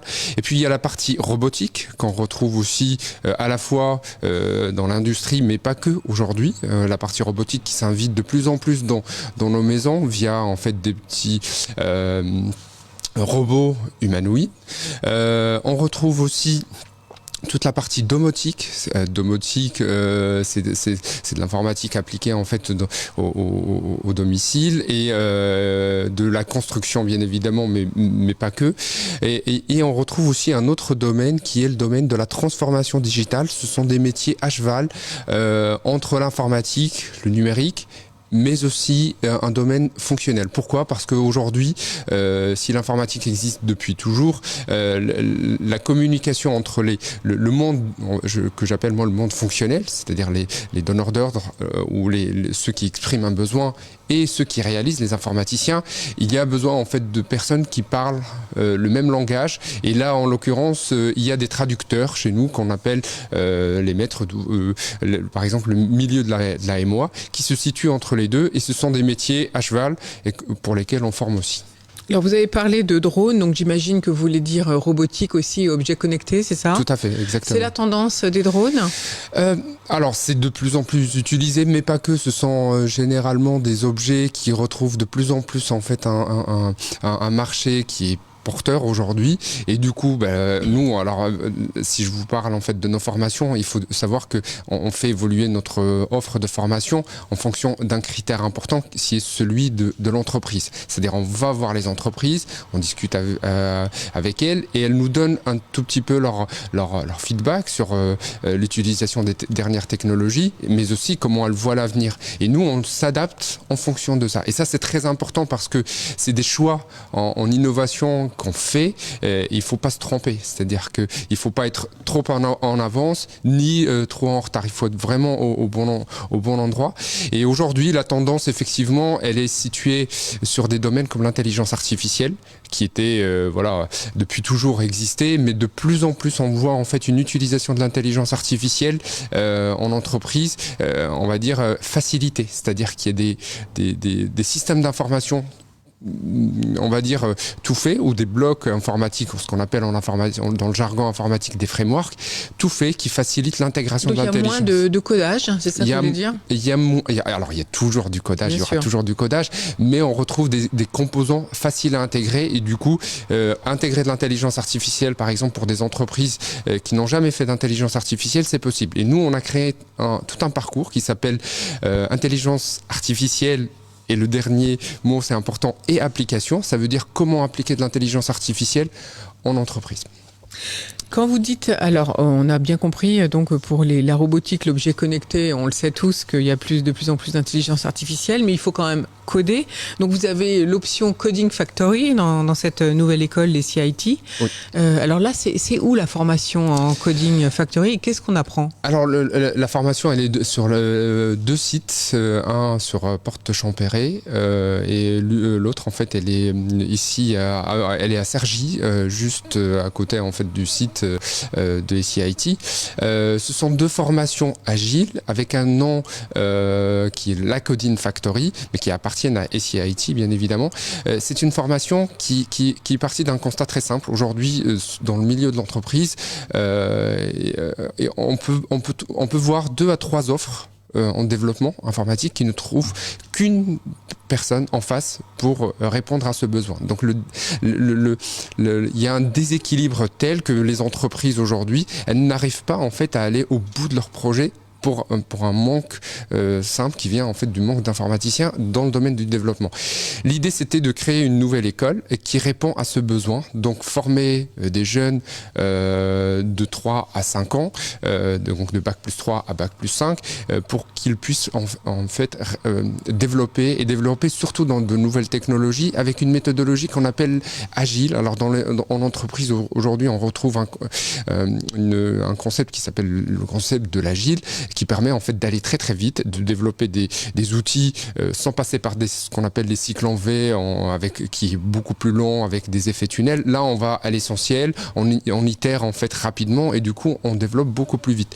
Et cette même philosophie est appliquée en fait à l'enseignement, c'est-à-dire que quand un jeune apprend, il n'apprend pas en mode classique, il apprend en mode agile. C'est ce qu'on appelle l'EduScrum, donc Education Scrum. C'est une méthode agile appliquée en fait à l'enseignement. Alors quels sont les langages qu'on apprend en Coding Factory ? Sur quoi il faut qu'est-ce qu'on vous demande comme langue ? Qu'est-ce que les entreprises demandent ? Alors ça, c'est vraiment une question qui diverge et qui divise surtout parce que chaque entreprise fait des choix, et ces choix-là, ce sont des choix technologique et donc de langage de programmation. Un langage de programmation, il faut le voir comme une sorte de... On mise dessus. Si ce langage perdure et il est porté par une communauté, eh ben il va prospérer, et du coup on va pouvoir avoir un langage robuste par la suite. Si ce langage n'est pas suivi, bah du coup il peut mourir en quelque sorte, on n'entendra plus parler, il va falloir le changer, et donc ça demande de l'argent. Donc notre choix, c'est en fonction bien évidemment du besoin de l'entreprise, on essaye de mettre des langages comme les langages web aujourd'hui qui sont très utilisés. Il faut savoir qu'en fait que les entreprises ne mettent pas leurs œufs dans le même panier, c'est-à-dire que surtout les grosses structures, elles ont elles peuvent utiliser plusieurs langages. Si demain un des langages présente des lacunes en cybersécurité par exemple, alors elles vont pas hésiter en fait à basculer sur un autre langage. Du coup, nous, on est obligé en fait de former à plusieurs langages et ne pas choisir un seul langage parce que l'élève, il faut qu'il diversifie son apprentissage et surtout, ça lui donne en fait plus de billes plus tard. C'était l'objet de ma question, justement. À combien de langages apprenez-vous à l'élève en moyenne ? Par exemple, sur la partie web, vu que les langages, il y en a pour le web, il y en a pour les téléphones portables, il y en a pour les logiciels. Si je prends juste la partie web, il y a à peu près 3 grandes familles. Il y a la famille, par exemple, du Java J2E, ce sont des langages très robustes en termes d'utilisation dans le domaine de la banque et assurance. On retrouve du C# qui est un peu le concurrent porté par Microsoft. On retrouve du PHP, par exemple, le langage utilisé dans Facebook, qui a été réécrit à 80%. Et là, déjà pour l'anecdote, cette réécriture en fait du langage par Facebook a réduit de 80% en fait la facture énergétique, par exemple, à l'époque. On retrouve d'autres langages maintenant qu'on appelle des langages de script, qui comme par exemple le React.js et autres, qui sont un peu des langages, ou le Python aussi, il ne faut pas que j'oublie le Python bien évidemment, qui sont des langages très récents et qui peuvent faire du web par exemple. Alors la Coding Factory proposée par les CIT, c'est aussi en apprentissage bien sûr ? Oui, complètement. Alors on a une option temps plein. Et tout à l'heure, en fait, quand vous parliez aussi des jeunes qui peuvent ne pas trouver en fait d'apprentissage, on a une option, on peut leur proposer en fait le passage en temps plein, mais du coup à ce moment-là ils payent la formation. Je rappelle en fait que notre formation à plus de 90% elle est portée sur l'apprentissage, c'est-à-dire le jeune de bac jusqu'à bac plus 5, il ne paye pas sa formation tous les ans.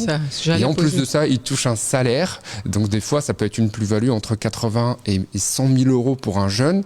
Donc c'est quelque chose de considérable. Et bien évidemment, nous, on essaie de placer tous ces jeunes. On a tout un service commercial. Mais la réalité des fois, comme cette année avec le Covid, fait qu'en fait, on a des jeunes qui ne trouvent malheureusement pas d'entreprise. Mais pour eux, on offre la possibilité de payer la formation et de basculer sur du temps plein. Et alors, ça coûte combien dans ces cas-là, la formation payante, si on n'a pas trouvé son entreprise ? Alors, notre formation, elle est autour de 5 000 euros pour la Coding Factory, qui est sur la tranche très, très, très basse. Je rappelle quand même qu'on est une école de la Chambre de commerce qui est... labellisée CTI. Voilà, et labellisée CTI. Et cette formation, en fait, elle donne la possibilité à ces jeunes-là, en fait, d'accéder à une formation de qualité sans vraiment se ruiner, quoi. Donc, c'est 5 000 euros pour l'année, ce qui reste très, très raisonnable. Très très raisonnable par rapport en fait aux formations qu'on pourrait retrouver. C'est quelque chose vraiment qui. Mais voilà, on s'adapte. C'est uniquement pour la Coding Factory, pas pour les autres formations. Voilà, j'imagine. tout à fait. Ali Reida, en combien de temps? Enfin, si on prend, on a parlé tout à l'heure le fait que votre école, les CIT, forme au BTS, au bac plus 5 et ingénieur en 3 donc ou 5 ans. En Coding Factory pure, en combien de temps est-ce qu'on peut être formé ? Alors, la formation, elle dure 3 ans. Mais si votre question concerne par exemple n'importe quelle personne qui voudrait être formée sur l'informatique, tout dépend en fait du rythme qu'on peut mettre et du temps qu'on peut mettre. Mais l'informatique, c'est l'une des disciplines qui est quasiment atteignable et facile à atteindre pour quasiment toute personne qui s'intéresse un tout petit peu à un nouveau métier. C'est-à-dire qu'on peut former quasiment tout le monde au métier de l'informatique. Alors, ça prendra plus ou moins du temps pour certains qui veulent passer plus de temps sur la pratique, d'autres peut-être pas. Mais globalement, en 2-3 ans, en fait, on peut être développeur en informatique et travailler en entreprise. Donc ça veut dire, ce que vous venez de dire, Ali Reida, c'est important, parce que est-ce que ça veut dire, Diane Dussu, que finalement pour les CIT, vous avez dit que vous preniez les élèves, ceux qui passent leur bac, est-ce que ça veut dire que vous allez ouvrir à la formation continue, par exemple des gens qui veulent se reconvertir ? Tout à fait. On a un programme déjà de 56 formations pour les adultes en formation continue. Et la Coding Factory, on vient d'en parler à l'instant, a un programme en 1 an. Ils font le bac plus 3. de développeurs web de façon accélérée en une année. Et donc, du coup, à la Coding Factory, on a également des adultes en reconversion professionnelle. Et en parallèle, il y a ce catalogue qui est en train de se monter. On a déjà 56 formations référencées. C'est plutôt des formations intra-entreprises. Là, pour le coup, c'est des entreprises qui veulent monter en compétence leurs salariés et qui font appel à nous. Et ça, c'est un nouveau service et c'est en plein développement. Merci beaucoup à tous les deux de nous avoir présenté donc cette nouvelle école Essier IT qui monte en puissance, j'allais dire, puisque là on en est au démarrage et on espère un beau chemin parce qu'on en a besoin, c'est vrai.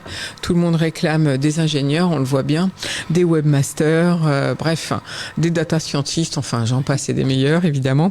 En tout cas, vous pourrez retrouver toutes ces informations bien précises dès cet après-midi sur notre plateforme, sur notre chaîne web radio TV barredeléconomie.fr. On va tout de suite partir à la rencontre de Jean-Luc Mélenchon, interviewé par Pascal Boniface. Quel rôle pour la France dans le monde, selon son point de vue bien sûr, et quels défis nous attendent selon le point de vue de Jean-Luc Mélenchon. C'est tout de suite.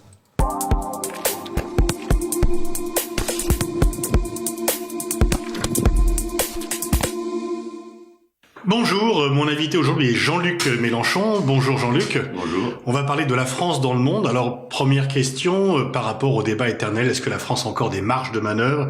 Est-ce qu'elle a encore une puissance? Est-ce qu'elle peut encore avoir des actions au niveau international? Comment évaluez-vous les marges de manœuvre de la France dans un monde en recomposition? C'est affaire de volonté, parce que si on ne prend pas le problème par ce bout-là, on va finir par des absurdités. La question ne se pose pas de la France, mais des défis. Et comment on y répond. Et donc la France peut y répondre. À proportion de ses moyens, oui, mais qu'est-ce qu'on appelle ces moyens? Prenons un exemple. L'Allemagne a d'importants moyens. De quoi? De fabriquer des voitures et des machines-outils. Et un excédent commercial. Est-ce que ça suffit pour faire de cette réalité une puissance morale, une puissance politique dans le monde? Je ne crois pas. Je pense que ça permet de faire une puissance commerciale. Donc, quel genre de rôle voulons-nous jouer? C'est ça la première question. Oui. Et donc, pour un Français, les problèmes politiques se sont toujours posés d'une manière légèrement différente que pour les autres. Parce que nous sommes le peuple qui a fait une révolution, non pas pour les Français, mais pour l'humanité tout entière, posant des principes valables pour l'humanité. Donc la question se repose de la même manière pour nous. À quoi doit-on faire face? Comment va-t-on y répondre? Et une fois qu'on a une idée et du défi et de la réponse, on va chercher les moyens à y appliquer. Parmi ces moyens, il y aura l'implication populaire, qui est une donnée rare et précieuse, mais c'est elle qui fait le succès des grands desseins. Et deuxièmement, des alliés. Manquons-nous d'alliés potentiels dans le monde? Non, je ne le crois pas. Quels sont les principaux défis qui se poseront au futur président français qui va arriver à l'Élysée en 2022? Une montagne de choses nouvelles s'ajoutant aux choses anciennes et à celles qui les transcendent toutes. Par exemple, l'impact géopolitique du changement climatique reste encore une inconnue, un non-pensé pour beaucoup de responsables politiques, de dirigeants politiques. Les frontières, ici, là, vont être culbutées par des mouvements de population liés ici à la sécheresse, là-bas à l'inverse, aux inondations et aux événements climatiques violents. Et que les gens en aient conscience, qu'ils le veuillent ou non, ils déstabiliseront l'ordre géopolitique parce qu'ils vont passer des frontières, des fois sans savoir que c'en est une, parce que ça va déséquilibrer les rapports à l'intérieur des nations dans un tas d'endroits. Je prends cet exemple un peu sommaire, mais après, de là, ça permet de mieux comprendre comment certains grands défis vont perturber les relations générales. Par exemple, l'eau. Dans le monde, la question de l'eau va devenir un enjeu. Et ce sera vrai aussi en Europe. Alors on va en mettre de côté les Européens qui, peut-être parce qu'ils ont vécu 70 ans de paix et d'un développement du modèle capitaliste ininterrompu qui a laissé tomber un certain nombre de miettes sur la masse de la population, on finit par se déshabituer d'à peu près tous les risques que les autres peuples ont assumés. Voyons en ce moment la pandémie. Bon, les Européens sont terrorisés, c'est normal. Mais enfin, l'Afrique vit dans les pandémies depuis des générations, et elle a appris à vivre avec les pandémies, puisqu'aussi bien personne n'est venu l'aider sérieusement sur le paludisme ou des questions de cet ordre. Mais enfin, je reviens. La question de l'eau. Ça, c'est le substrat commun, la substance nouvelle des choses qui vont arriver devant nous. Mais après, les conséquences de l'évolution de l'organisation de la société humaine avec cette extraordinaire concentration de la richesse à un pôle, c'est pas tant la concentration de la richesse qui me fascine dans cette histoire ou qui m'intéresse, que l'assèchement du reste de la société. C'est-à-dire, elle est mise dans l'impossibilité de soigner, impossibilité de éduquer, c'est-à-dire des fonctions fondamentales de l'existence. Et dans cette circonstance, en général, c'est là qu'on trouve des périodes dites révolutionnaires, c'est-à-dire lorsque l'organisation de la société, son organisation politique, économique, sociale, ne peut plus répondre à des questions mais tout à fait élémentaires qui n'ont rien d'idéologique. C'est comment se nourrir, comment se vêtir, ou dormir en paix, etc. Et progressivement, cette société si puissante, si riche, si développée quant à ses moyens techniques, augmente la masse de ceux qui n'ont rien, ils sont dépourvus de tout. Et là, ce sera un défi, personne ne peut échapper à ça. Alors j'ai dit les défis climatiques, les sociétés qui se croient à l'abri de tout et de tout le monde ne pourront pas échapper aux conséquences migratoires, pandémiques, etc. Est-ce que ça n'a pas été un peu le piège pour les pays occidentaux qui, au début de la crise du Covid-19, ont pensé que les pandémies c'était uniquement pour les pays africains et asiatiques et que l'Occident en serait épargné alors que l'Europe et les États-Unis ont payé le plus lourd tribut. Donc est-ce qu'il y a quelque part une arrogance occidentale, une hubris occidentale, et quel rôle par rapport à cela la France spécifiquement peut jouer? Alors, moi j'ai toujours du mal à admettre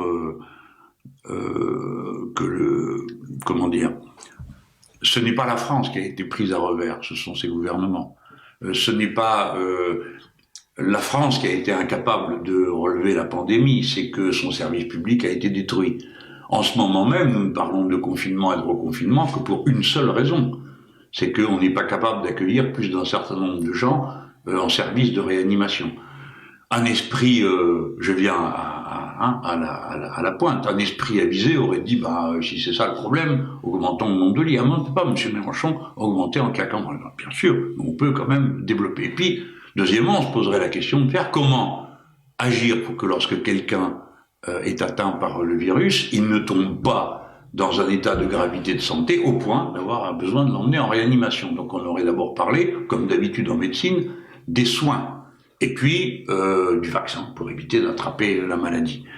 C'est pas du tout dans cet ordre-là que les problèmes ont été pris. Ce qui l'a emporté par-dessus tout, c'est le primat absurde de l'ensemble idéologique du néolibéralisme, c'est-à-dire la concurrence libre et non faussée, l'allocation spontanée de la ressource au bon endroit, et autres opérations métaphysiques de la main invisible et tout ça. Bon, tout ça, ce sont des histoires, mais le résultat, c'est payé très cher. Et pendant tout le long de la crise, et encore à l'heure à laquelle nous parlons, cette logique politique s'appuie, c'est-à-dire qu'on continue à fermer des lits d'hôpitaux, on continue à fermer des hôpitaux, on continue à ne pas recruter. Pourquoi ? Parce qu'il y a l'idée que le secteur privé, le marché, va prendre le relais. Et ne croyez pas que ce soit une accusation dans le vide, parce que dans ma ville, à Marseille, il y a au moins un hôpital qui a été fermé, qu'on vend à la découpe à des cliniques privées. Donc il y a une logique de la réorganisation néolibérale du monde. On dit néolibérale, c'est pour dire correspondante au capitalisme financiarisé de notre temps.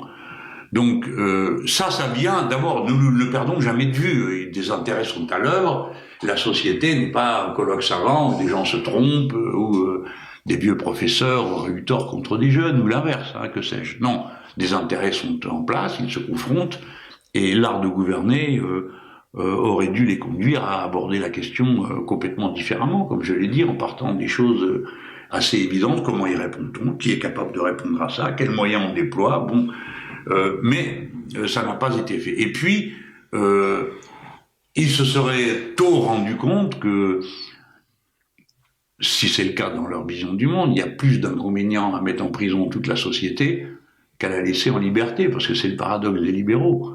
c'est que c'est eux qui sont en train, par leur méthode, de mettre toute la société en prison. Alors, des lois sécuritaires, mais aussi cette histoire de confinement, reconfinement.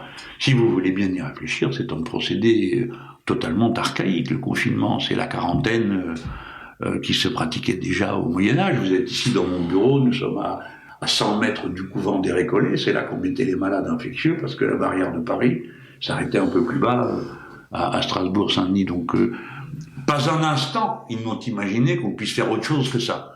On aurait pu imaginer tout de suite la société par rotation, et de toute façon, il faudra bien y penser, parce que on ne pourra pas faire vivre les gens en prison tout le temps, comme c'est le cas actuellement. Donc, il y a dans leur manière de voir le monde, de voir la vie, quelque chose qui est extrêmement glaçant, parce que c'est un préjugé idéologique mis en œuvre par des moyens technocratiques, et tout ça ne parle pas tellement la langue humaine. La langue humaine, elle est faite de bistrots ouverts, autant que d'églises, de salles de spectacle, elle est faite de jeunes gens qui peuvent se rencontrer, même quand c'est difficile et compliqué. Hein, voilà. Donc, leur vision du monde, leur manière d'agir nous a enfermés dans une impasse. Alors, la France, là-dedans, elle peut tout le temps agir. Bon, mais encore faut-il qu'on n'ait pas désarmé. Il y a toujours un message spécifique de la France. Vous parliez de l'acte fondateur d'une révolution au service, enfin, pour les autres et non pas pour les Français. Aujourd'hui, quel serait le message spécifique de la France au reste du monde? En quoi elle peut se distinguer et qu'est-ce qu'elle peut proposer comme direction? Alors, bon, déjà, on aurait une attitude un peu pragmatique, desserrer les taux. Hein. Nous ne voulons pas de maître. Et nous pensons que être indépendant qui ne dépend pas, hein, c'est être souverain. Si vous êtes indépendant, vous pouvez pas être indépendant si vous n'êtes pas souverain. Je veux dire capable de pourvoir par vous-même aux besoins de l'existence de notre peuple. Alors il faudrait récupérer la souveraineté alimentaire, il faudrait récupérer ceci, cela, je ne vais pas faire toute la liste. Mais la leçon pourrait être, faites-en autant.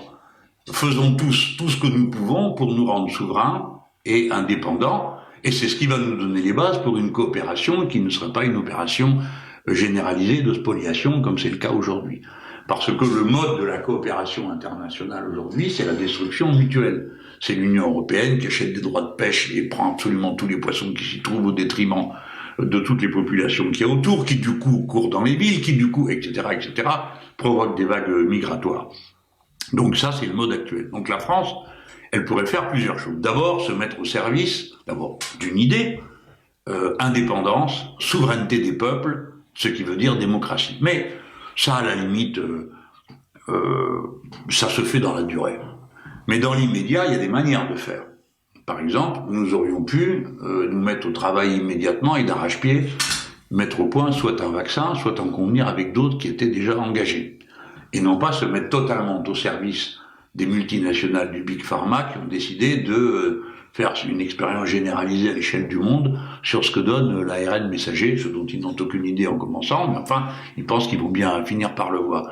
Et donc, nous avons été tous soumis à cette formule. Pendant ce temps-là, d'autres vaccins sont apparus, plus traditionnels, qui ont l'air de fonctionner. Bon. Pendant ce temps-là, des soins sont apparus. Nous aurions pu faire ça.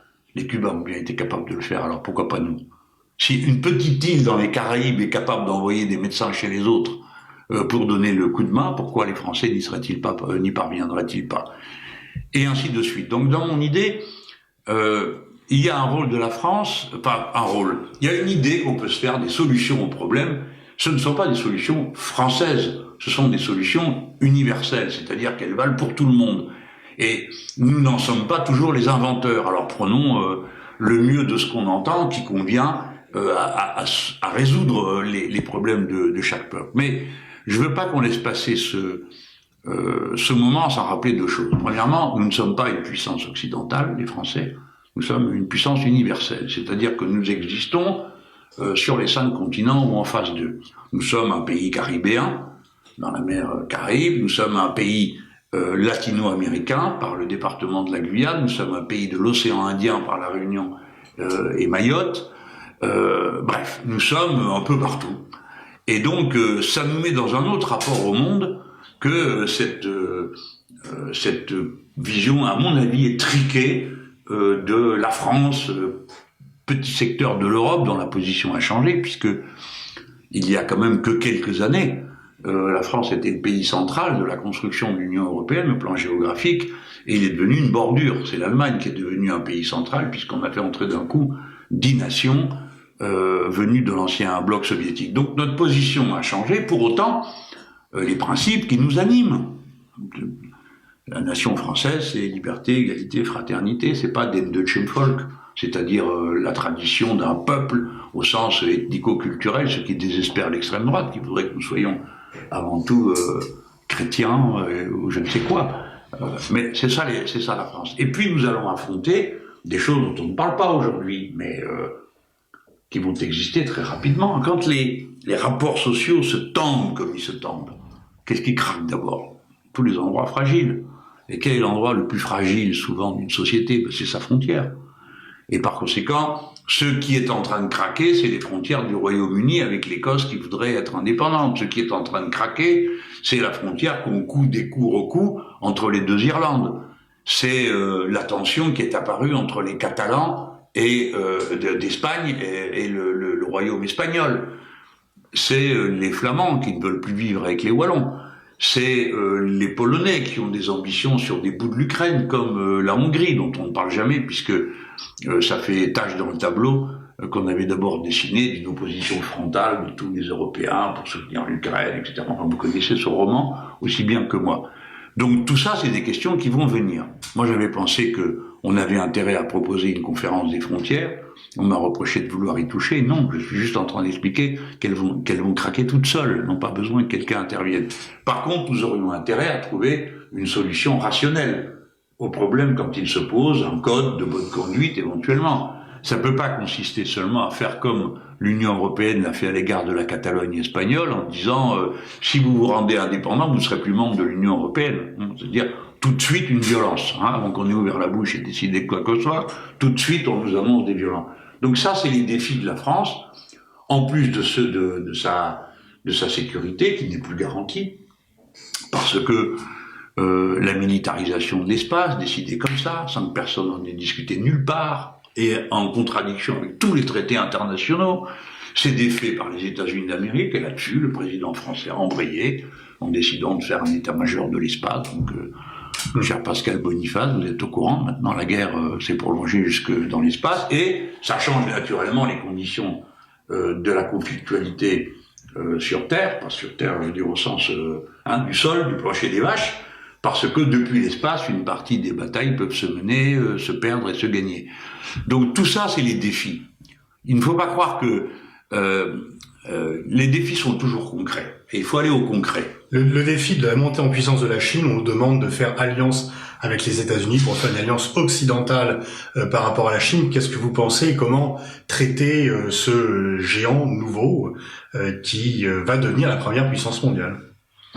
Comme il aurait fallu traiter les précédentes, c'est-à-dire avec esprit d'indépendance raisonnable, de discuter tranquillement et sans a priori. Si De Gaulle reconnaît la Chine en 1964 ou 65, on n'a pas vu qu'il soit devenu maoïste pour autant. Donc c'est un enseignement qui nous est donné. On peut discuter avec un pays parce qu'on voit en lui la nation et son caractère pérenne plutôt que le régime du moment. Alors ça, évidemment, ça fait mauvais genre par les temps actuels où il faut être absolument des missionnaires de la démocratie, puisque nous sommes exemplaires tous, comme vous le savez, et même en matière de répression et de brutalité, puisque à Hong Kong, ce sont les matériaux français et les doctrines françaises de répression qui sont appliquées. Bon, je dis avec un sourire amer, parce que c'est pas dans ce rôle-là que je voyais mon pays, mais alors, prenons les choses comme elles sont. La Chine était le premier PIB du monde au 19e siècle. Donc des tas de gens sont en train de découvrir que la Chine existe, et que quand on est 1,5 milliard d'individus regroupés dans une même frontière, avec un même régime, une même monnaie, une même direction politique, eh bien le scénario le plus probable, c'est que tout ça va être mis au service de la population et du régime qui le porte. Donc c'est une puissance. Aujourd'hui, c'est la première puissance du monde.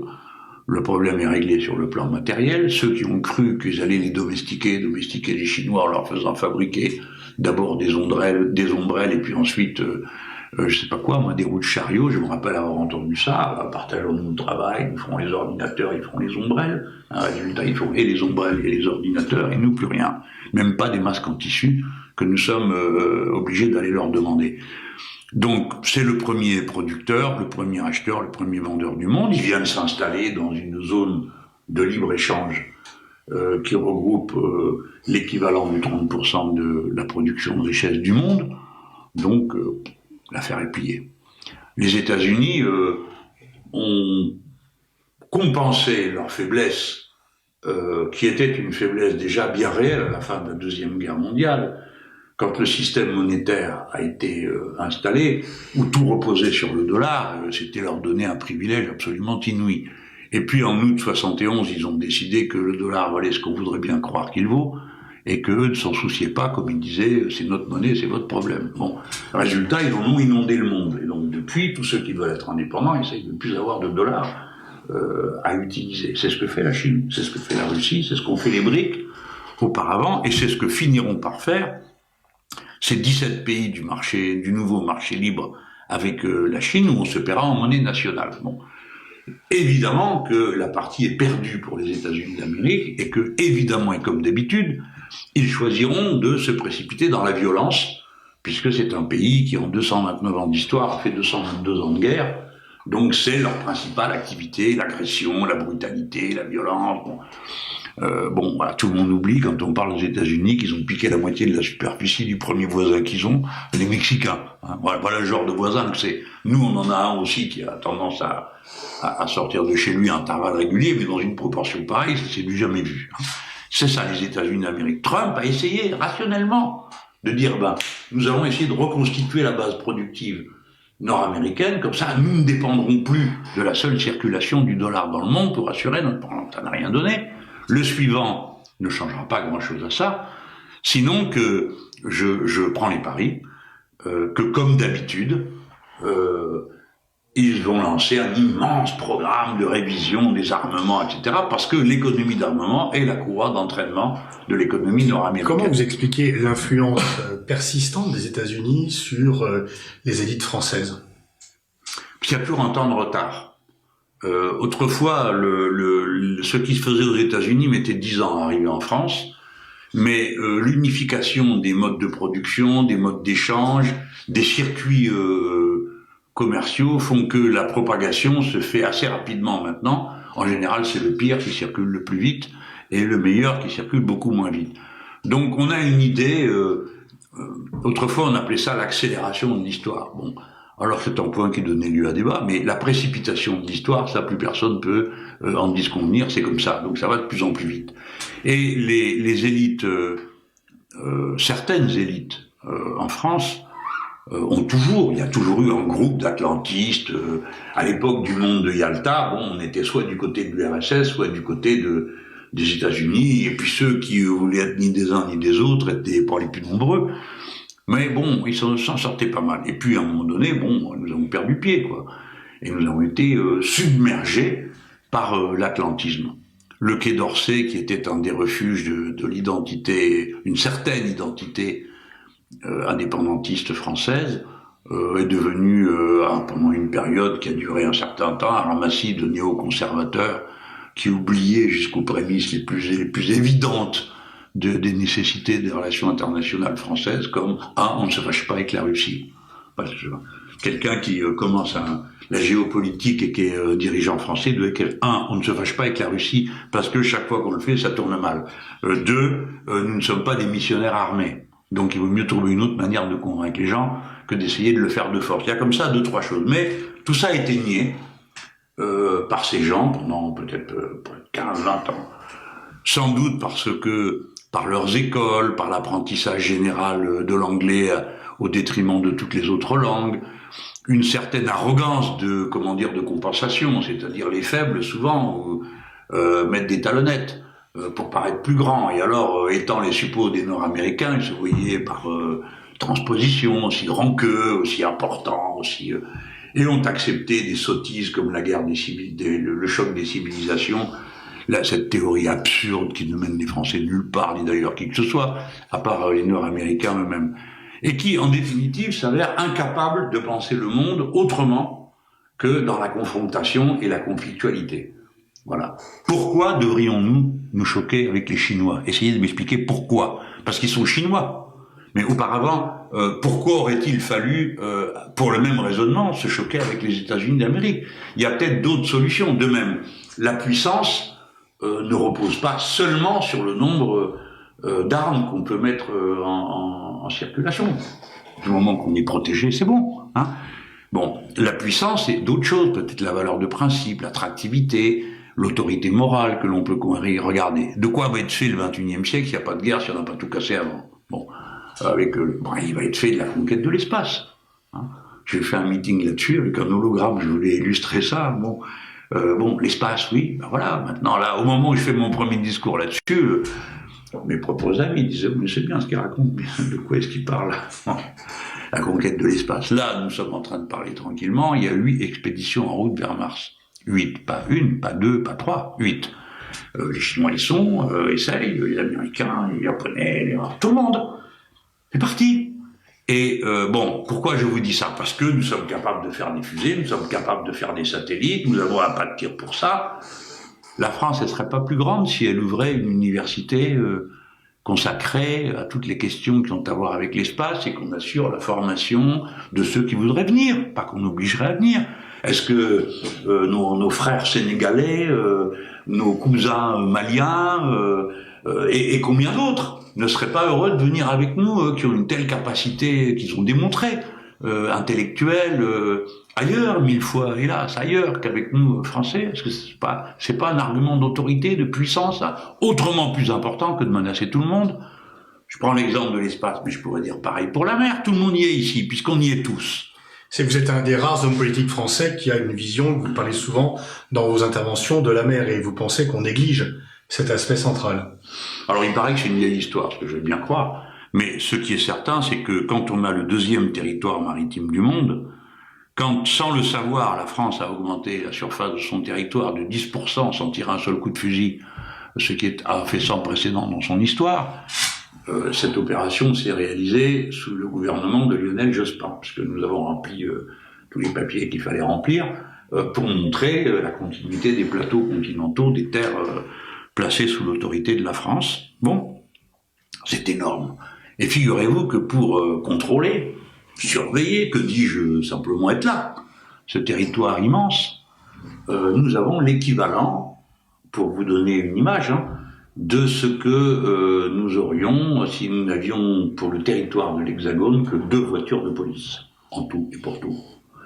Donc, je sais qu'une des choses que nous aurions à faire tout de suite, c'est de construire le nombre de bateaux dont on a besoin pour aller, venir, circuler, protéger, se mettre au service des autres, pour qu'eux aussi évaluent la taille de leurs plateaux continentaux, parce que de toute façon, bientôt, encore une fois, si le monde n'est pas détruit par le changement climatique ou par les guerres, eh bien, l'humanité, comme c'est son histoire depuis 200 millions d'années, elle va, elle avance, elle avance, elle avance, elle avance, puis à un moment d'arriver, c'est la mer, c'est fini, on traverse. Oui, en bateau.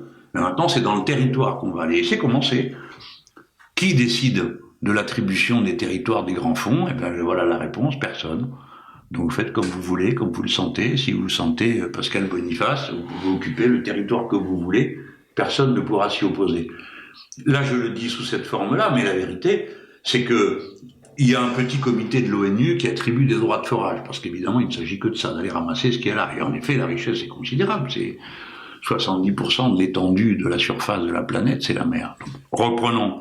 Ne croyez-vous pas que si nous avions nos propres instituts, universités à échelle de masse, qui recruteraient des gens de tous ces peuples qui sont au bord des mers et leur diraient, écoutez, voilà ce qu'on a trouvé, qu'est-ce que vous en pensez? Bref, qui prendraient leur jeunesse, qui évidemment établiraient des échanges avec nous en langue française. Nous sommes le 3e ou 4e groupe, très bientôt, de locuteurs dans le monde. Est-ce que ça, c'est pas plus intéressant que d'aller s'enfermer avec les rentiers, les boutiquiers de la vieille Europe, qui est en déclin démographique, à avoir peur de la terre entière et du moindre mouvement de population? Je trouve ça beaucoup plus exaltant et puis conforme. Regardez, on peut commencer tout de suite. là, nous sommes au bord de la Méditerranée. Quand vous regardez une carte, la Méditerranée est le pédiluve de l'Europe. Mais non, c'est le cœur de notre civilisation. C'est un grand lac avec une petite porte d'entrée, 13 km. Eh bien, autour de ce grand lac, il y a 100 millions de personnes, plus de 100 millions de personnes, côté rive vers le sud, qui ont en commun l'usage du français. Bon, c'est déjà pas mal, non, pour commencer à se comprendre. Nous sommes intimement mêlés à la population du Maghreb. Alors, je sais qu'il y en a qui ça déplaît beaucoup, qui le regrettent, mais c'est comme ça. On n'y peut plus rien. Si ça vous dégoûte, n'en dégoûtez pas les autres, parce que ce sont nos familles. Et voilà qui nous crée des opportunités extraordinaires. Et on pourrait dire, bon, on commence par nettoyer la mer Méditerranée. Puisqu'on dit, vous savez, vous connaissez la phrase, il y aura bientôt plus de plastique que de poissons. Ça va aller vite. Les grands travaux qui sont à faire pour purifier les eaux qu'on y jette, les eaux usées, et ainsi de suite. Partout, les logiques de coopération devant les situations de détresse qui s'annoncent, climatiques, nous permettent de jouer un rôle, si on a envie d'en jouer, en tout cas d'être là à la table des humains pour y amener notre part. Et notamment pour la Méditerranée, il vaudrait mieux s'y prendre dès maintenant. La Méditerranée s'évapore plus vite que les autres mers, par conséquent, les événements climatiques extrêmes vont abonder. Et donc, ça soulève toutes les questions de savoir comment une société peut se tirer d'affaire dans un changement climatique aussi radical que celui qui arrive.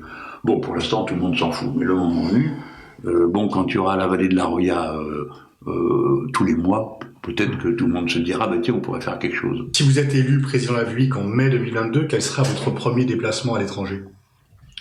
Oui, bah, on m'a souvent posé la question et je me la suis posée. Je pense que l'évidence c'est que c'est évidemment dans le Maghreb que se passent beaucoup de choses pour nous. Donc il faudrait donner un signe assez spectaculaire de fraternité, sans employer les grands mots, mais si quand même d'amour. Bon, dire aux Algériens, écoutez, la guerre est finie. Donc on pourrait passer à autre chose. La génération qui est là n'est responsable de rien, ni d'un côté ni de l'autre. Et sans rien oublier, ni rien pardonner comme ce n'est pas pardonnable. Peut-être peut-on passer à autre chose. Et puis avec les Tunisiens, aller à la rescousse, on pourrait dire, écoutez, bon, on comprend que vous êtes dans une situation affreuse, nous annulons la dette que vous avez à notre égard. On pourrait, avec les Marocains, imaginer aussi plein de choses. C'est mon pays natal, je crois que je connais un peu bien les Marocains. Ce sont des gens plutôt bien disposés à l'idée d'une coopération aussi étroite que possible. Bon, il faut cesser d'avoir peur du monde et se remettre à l'aimer, à l'apprécier. L'Europe, que ça plaise ou pas au gouvernement qui s'y trouve, est en déclin démographique depuis 2015. Donc, c'est pas un très bon signe de confiance dans l'avenir. Nous avons eu les plus forts taux de natalité quand de nouveau les Français s'étaient mis à croire qu'on pouvait faire autrement. C'est-à-dire, ça s'est trouvé dans les années fin des années 90, début 2000. Ça tombe sur un gouvernement de gauche. Et ma foi, les affaires s'améliorant, on reprenait confiance. Aujourd'hui, la défiance est extrême. Vous savez qu'on est une des années les plus basses en démographie. Je le signale, non pas pour dire qu'il n'y a pas d'autre issue que nataliste. C'est pas ça que je veux dire. Je veux dire que c'est quand même le suprême signal de peur de l'avenir et de manque de confiance. Et ça se reconquiert pas autrement, comme on dit, qu'en se donnant des raisons de vivre. C'est comme pour une vie individuelle. Si on a des raisons d'aller de l'avant, de faire ceci, de faire cela, ça marche. Je vois dans toutes les grandes écoles où je passe, en général, je me fais une petite séquence un peu paternaliste, j'en conviens. Je leur dis, bon, il y a intérêt à bien travailler ici, parce qu'on va avoir besoin de vous pour faire ceci, pour faire jamais. Pourtant, vous connaissez l'esprit des jeunes gens, ils sont très frondeurs. Je l'ai été moi-même, donc je sais de quoi je parle. Eh ben non, personne ne m'a dit, mais dites donc, vous, qu'est-ce qui vous parlez de nous parler comme ça? Jamais, on me dit, ah bon? Et comment vous voyez ça, monsieur Mélenchon? Voilà, comme vous, la même question. Donc, chaque génération est un peuple nouveau, et moi, je ne dis pas c'était mieux avant, ce n'est pas vrai. Je ne dis pas ça sera pire demain, ce n'est pas vrai, ça sera autre chose.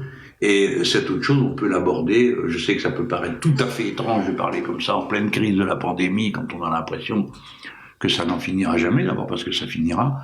Mais je crois qu'il n'y a pas d'autre manière d'imaginer le gouvernement des peuples qu'avec des raisons de vivre. On peut pas, je ne crois pas au fait qu'on puisse faire fonctionner des sociétés indéfiniment dans la peur des autres, de soi, du voisin, du dessous, de la couleur de peau de l'autre, de sa religion.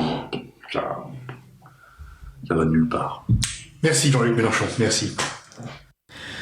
Voilà, c'était donc Jean-Luc Mélenchon interviewé par Pascal Boniface, le directeur de l'IRIS, l'Institut des Relations Internationales et Stratégiques.